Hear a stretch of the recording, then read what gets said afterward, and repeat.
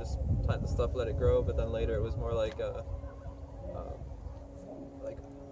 like at Fruit Haven, we use some animal manure, like Kui, which is a guinea pig.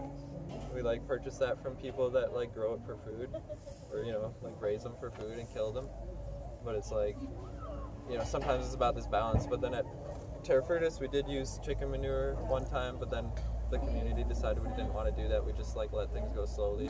So we just use the chop and drop, basically, green manures and human manures in our compost. And mangoes, soil implements, like, or so amendments to soil. So calcium is something that, like, because of like soil nitrification, which is like in the tropics where it rains a lot, the soils are acidic because the rain comes down through the sky and it collects ammonium along its way through the air, and then that slowly, continually releases into the soil, which like creates this complicated stuff. Raises the aluminum levels in soil, which there's aluminum everywhere in the soil. All these things you don't know until you like start to learn. Same thing with like the body. You're like, oh, copper zinc ratios, calcium phosphorus. What is this? It's like these fractal things. The more you look into it, the more complicated and complex it is. But like, luckily, there's people like me that have already kind of like gone all down that rabbit hole. So it can just be like, yeah, sometimes we use animal manure to speed up things when people don't want to wait 5 years. They'd rather wait 3 years to get their fruits. Applying calcium or magnesium is quite beneficial, and it quite outweighs the, like some place in Canada is the main place that mines limestone and powders it and ships it in bags, like just crushed rock, is a product. It's funny to think about, Yeah, that's and then doing some things like biochar in gardens, because they like, it's like you take charcoal. I don't know if I should go into all this. But yeah, another thing we use is biochar and effective microorganisms just to like keep the healthy soil biology. It's like fungus and bacteria, basically. Keeping beneficial ones like drowns out the bad ones. So if you don't want to have like root rot or stuff, you just like flood it, kind of like probiotics in people. They just like put a lot of good bacteria in there, and you're not so likely to have bad ones.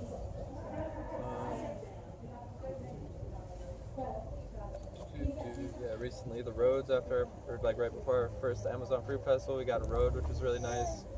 It was right afterwards, I think. I don't know.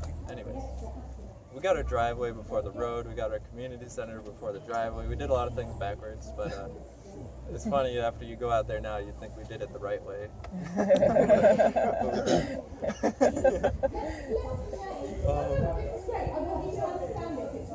So let's see. Like, okay, so if you're to come there, for example, at Terra Frutis, you have to be plant-based. You have to fill out a questionnaire for us to approve you.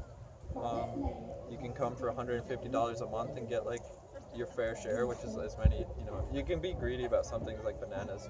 We don't care. But like papayas a little bit too. We don't care that much.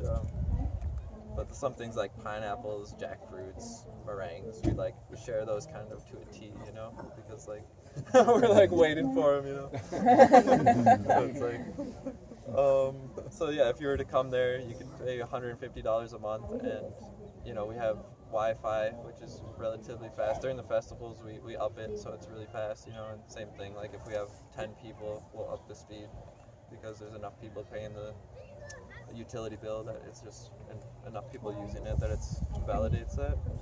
So, but still, it's a flat rate of $150 a month if you want to just do nothing but have like your own kind of online business or something like that and live there. If you want to come and volunteer, you just do the $100 security deposit and you pay $10 a month for a utility bill, and then we request 20 hours of work a week, which is like a mix of agricultural, cleaning, organizing ripe fruits. So that's 150 on top of the security, on top of the cost of the land? No, not the cost of the land. Like if somebody was to be buy in to like here's like the Terra Frutis map, and like the next month we're gonna be like putting this area up for sale. We've already kind of done most of the technical stuff. It's just about like concluding it and listing it. And then like at Fruit Haven, like here's like a community area, here's a community area, and at the end of the driveway is a community area. But then the rest of this is not our property. But the rest of this is all like private lots. So like if somebody owns a private lot, they usually have just like free access besides utility, because those are just things we all have to pay. It's like electric and internet. But like so. Yeah, I don't know. Did that answer your question enough? So you got a choice whether you want to buy in or like stay monthly.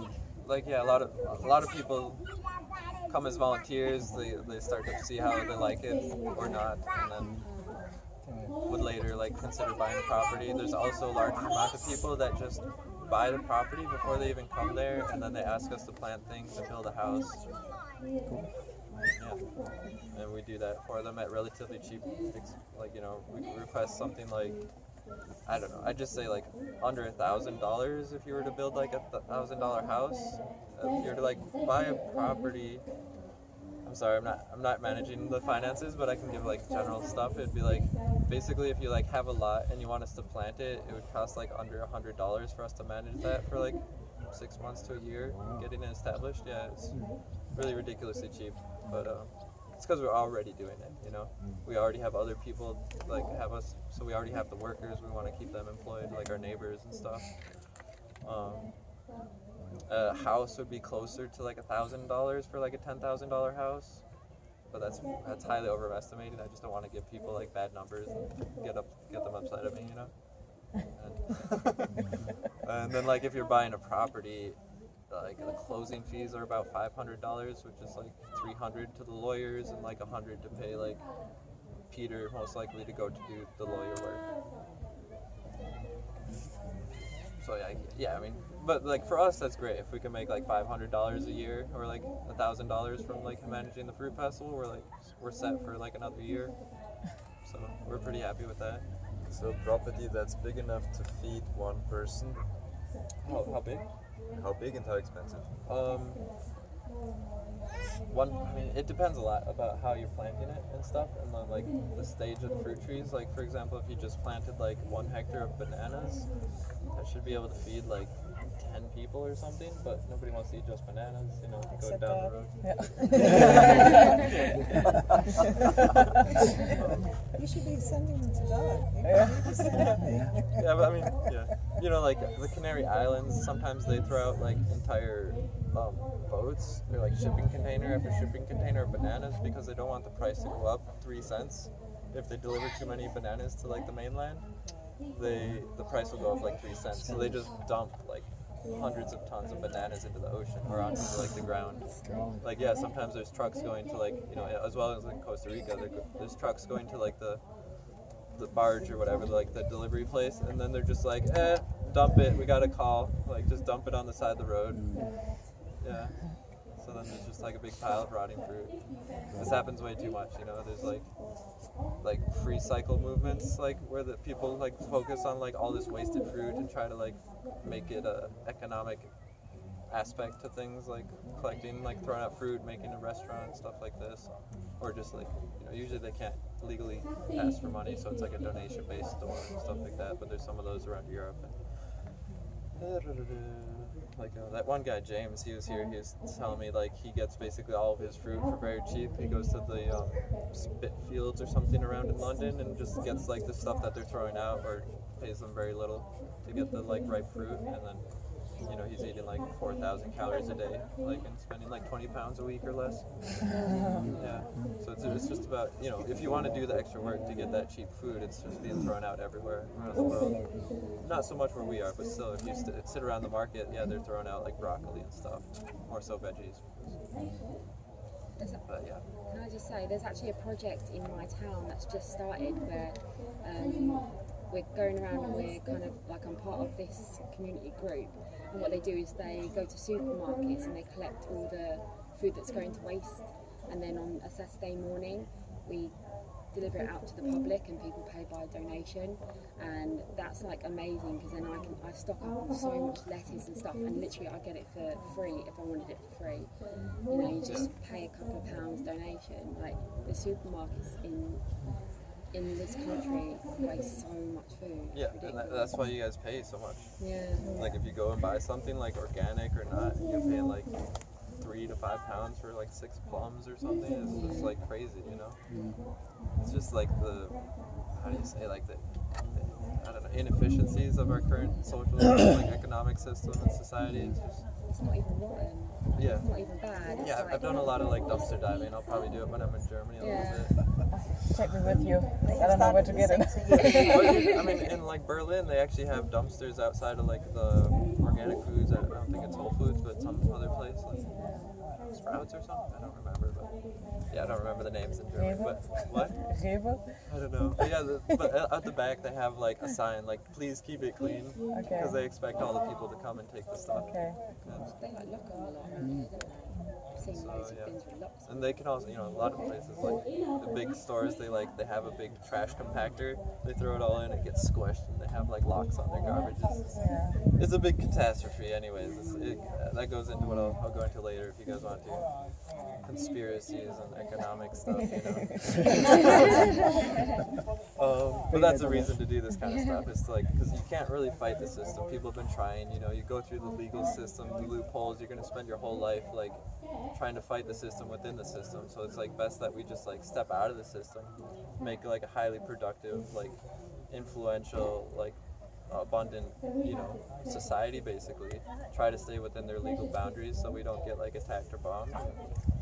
And then eventually, like, yeah, decentralized and, you know, basing it on like autonomy, decentralization, and transparency, people replicate it around the world, and then it won't be like, you know, one fly splat, it'll be like a mess of flies all around the world, and they'll be like, their own tower will collapse once we like stop supporting it, you know.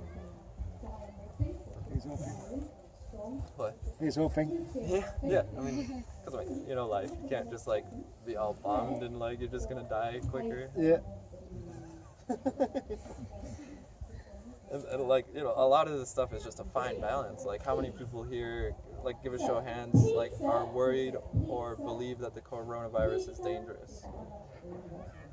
How many people are skeptical about the coronavirus and what's going on? Yeah, so like, you know, and then if you watch media, it looks to be the total opposite. Everybody's freaking out, everything. So it's like, you know, they just take this like kind of, you know, like with a lot of politicians, they like, you know, they say like things are like this, and they kind of get 1,000 people to like dance in a parade or cheer or like do whatever, loot, you know, as they're doing in the States now. And they say this is what's going on, but then like, you know, if you actually get the whole like a accurate consensus of the population, they're gonna be, the results are different. So it's just a very fine balance of like, once people start to decide, oh, I'm sick of it and I don't believe this lie, that is, the tides are going to turn and all of a sudden these people aren't going to be supported or empowered. But most people just believe it's too difficult, like I'm not going to go down that path. Other people are responsible for this, you know, kind of like the sociocracy, which we're kind of applying. They'd be like, oh, this is the agricultural manager guy's stuff, like I'm not going to worry about that, you know. But a lot of people think, oh, someone in government, someone somewhere would be like on top of this, right? They can't just be going around suiciding everyone and killing everyone, all these doctors that speak up, but they do, you know. And they manipulate it to seem like it's like, And they get censored. yeah, censor information, control the media. So they make it seem like it's just like overpowering and all-encompassing, and there's only one thing going on. But like in reality, I don't, you know, it only takes small groups of people to change the world. True that. Yeah. So that was a tangent.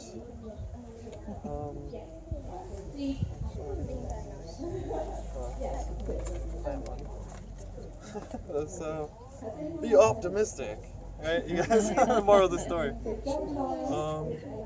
And like, I mean, I'm optimistic as hell, like, because I'm seeing all this like succeed, and yeah, maybe I'll be suicided someday, you know. I'll turn up dead or whatever. I'll overdose on marijuana because I used to be a habitual user. It'll go really well for a story. So let's get into some of the negative things of Terra Frutis communities down there. There are bugs. Like, that's probably the worst thing.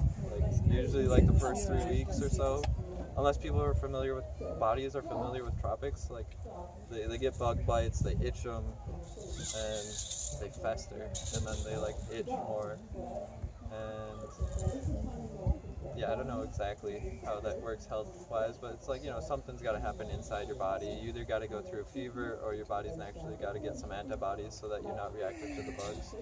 Also, like, typically I have a lot of bug bites here. Even though I've been there for a long time and it doesn't bug me, I usually have these black scabs from where they're biting me on my elbows. It's usually on my right elbow. You know, some of these things are weird, but like I'm sure there's some answer within that information that's being given to me. Like I'm usually macheting with my right arm, so there's a lot of blood flow in my right arm and stuff like that. But yeah, that's the main thing. It's like, you know, so in our kitchen there would be bugs. They're usually like hovering around the bananas, and then at certain hours they come for the blood. You know, so then like people that have been there a long time, they're like, you know, oh, I got bit a couple times, I'm gonna go put on a long sleeve shirt, or like, oh, it's been rainy all day, I'm just gonna keep my long sleeve shirt on. You know, while like some of the new people would be like, oh, it's the tropics, like, just like getting eaten, you know, and they're like, this will be fine, right? And then a couple days later, they're like, oh, I gotta leave. And they're like, okay. So, you know, yeah. It's like one of those things, even though like those people aren't dogmatic, and you might tell them, like we tell people at our festival, like, come sunset or something, or you're getting bitten, put some long pants and sleeves on, you'll be comfortable and you won't have a problem.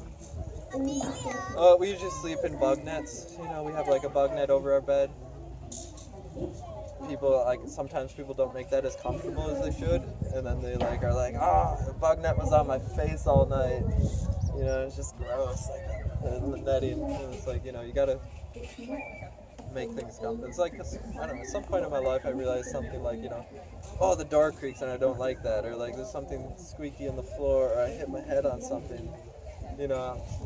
At first it was like, oh, okay, I start to remember to avoid that, or to like, you know, not make that noise if it's nighttime or something. But then at some point I was like, wait, I can just fix that instead of like, you know, I can spend like 10-30 minutes to fix it, or instead of like spending who knows how many hours every day trying to avoid it. So I think that's an important mindset to like incorporate into life, you know.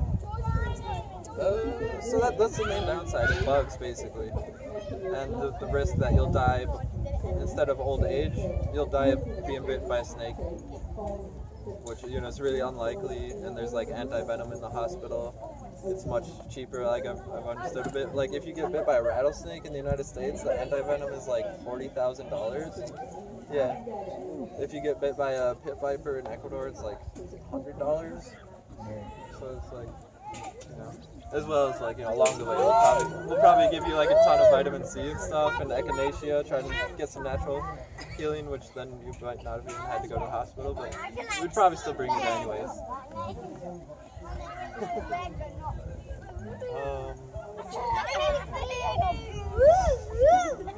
I love George's laugh. Yeah, Let's see. There are no kids right now. That's another downside.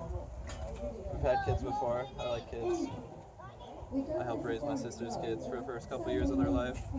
But right now there's no kids. So a lot of times like parents ask that, and then they're like, oh, I don't want to go then. Like we want people, but like, yeah, whatever. That's just some information. But are you open to having families? Yeah, we've had like a family with 2 or 3 kids. 2 kids, I think, for 6 months before. Yeah, they got along pretty well.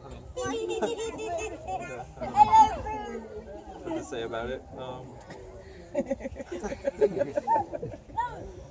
I mean, to me, it's like a really good environment for kids, because they can, like, you know, besides snakes, which you just gotta like tell them, like, don't go jumping in grass piles, or like, you know, wear boots if you're going out like crazy. But you know, they could run around, and like, I guess ants is another downside, but that's only when you're like climbing a tree or like getting involved with something that you might get ants on you. Like I remember seeing this like kid of these parents, this I don't know, like fruitarian family, like sleeper, and this kid he kept on getting these fire ants on him. Not the fire ants from like Florida, but these tiny little microscopic ones that itch for like 10. If you itch them, they itch longer. Like all these things, you know.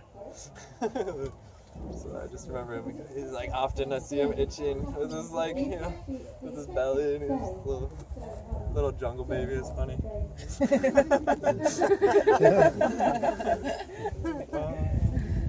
I got videos of it if you like look at my YouTube channel from 3 years ago. So okay, some of the luxuries we have and the comforts. We have a road, we have a driveway, we have a washing machine and a drying machine. We have Wi-Fi. We have a grid electrical connection. A lot of people ask us, why don't you do sustainable electricity? It's because initially looking into it, it's like, I mean, yeah, when we were considering it initially, and we're also reconsidering it now because we're having more people buy in, and it'd be good to have at least a small one of hydroelectric's more effective for our situation because we have streams. Almost always is if you have like a good drop or head in water and a good water supply. But for us to do like initially the scale that we'd need for like 15 houses, bungalows, or like 20 to 50 people, like long term, it was going to be around $15,000. And then for the rest of the year or parts of the year when we're not utilizing that, there's nothing but it going to waste. So then it's still, you'd want to have the grid to sell it back to. And so first step was to get this grid. So we spent like $12,000 to get the electrical lines installed to our farm. Same thing with the internet. That was also a big obstacle. Like it was like whatever mountains. So like we found this like nice like internet provider guy, entrepreneur little guy. All the Ecuadorians are little. But after living there so long, I think I'm that tall too. It's like a dog living in a house thinking it's a human. It's like come back here and start traveling. I'm like, oh, white people, hey, we're the same. It's so crazy. And then they're like, what are you talking about?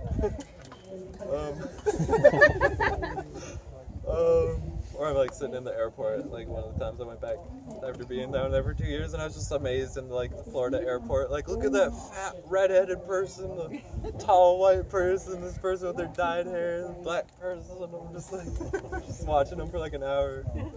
It's like, wow, people down there, they're all, you know, basically the same. That's cool. They're not so like opening a bag of Skittles. Yeah. Oh, that sounds right. Yeah, land in Florida. It's just like what? Yeah, I don't know. There's something else I'd like to talk about in there, but that's more like opinionated. I just like that cultures keep their like identity. It's a big thing that like multiculturalism is kind of like fucked with in modern ways. Like I think it's really good for people to like mix, but it's also really important for them to like keep their cultural identity, because like if they don't, like Ecuador has done kind of good besides that they like imitate Christianity and like colonialism and stuff, but and they eat meat, which obviously they didn't do before all that and stuff like that, or very small amounts, but yeah, I don't, it's a way that people then like lose their kind of like security with their like group, you know, as things like kind of like cascade out in zones. You have like yourself, your family, your like extended family, your neighbors, your community, your country, and your continent, and it's important that people like kind of keep some, I don't know, semblance of like what was, so that they know who they are, so that they aren't easily like going into any kind of avenue of like whatever, you know. It's a small thing, but they're like, you know, you add up like 6 of these small things, and then you have like the destruction of our society, which we're currently looking at, you know. Where it's very easy, like, I mean, if you look into like communism and how they like kind of corrupt and influence like other countries, at least in like after World War II, it's like they do some of these tactics to like just like go into a country and kind of make people so like divided, like they're kind of doing now, like even with like couples, they're like, you know, you believe in coronavirus, you don't, like da da da da, or like Black Lives Matter, you're black, you're not, like let's all just divide as much as we can, and they're getting down to like the house level now instead of just like the national level where they've been. It's hard for me to avoid this kind of stuff. Just get back on topic.